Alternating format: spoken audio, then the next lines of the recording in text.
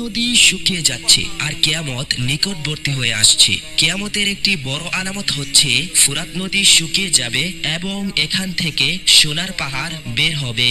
রাসূলুল্লাহ সাল্লাল্লাহু আলাইহি ওয়াসাল্লাম বলেছেন, সে পর্যন্ত কিয়ামত সংঘটিত হবে না যতক্ষণ না ফুরাত নদী থেকে সোনার পাহাড় বের হবে। আর এই সোনার পাহাড়কে কেন্দ্র করে মানুষ যুদ্ধ করবে এবং প্রতি 100 জনে 99 জন মানুষ মারা যাবে। এই 100 জন মানুষের মধ্যে যে একজন বেঁচে যাবে সে মনে করবে মনে হয় আমি শুধুমাত্র একাই বেঁচে আছি। রাসূলুল্লাহ সাল্লাল্লাহু আলাইহি ওয়াসাল্লাম বলেন, ফুরাত নদী থেকে যখন স্বর্ণের পাহাড় বের হবে সে সময় যে ব্যক্তি সেখানে উপস্থিত থাকবে সে যেন তা থেকে কোনো কিছু গ্রহণ না করে। আর এই ফুরাত নদীর পানি 1999 সাল থেকে শুকাতে শুরু করেছে। যে এক সময়ে ফুরাত নদীর পানির গভীরতা এত পরিমাণে ছিল সেই গভীরতার পানি আজ কমতে কমতে শুকিয়ে প্রায় শেষের পথে।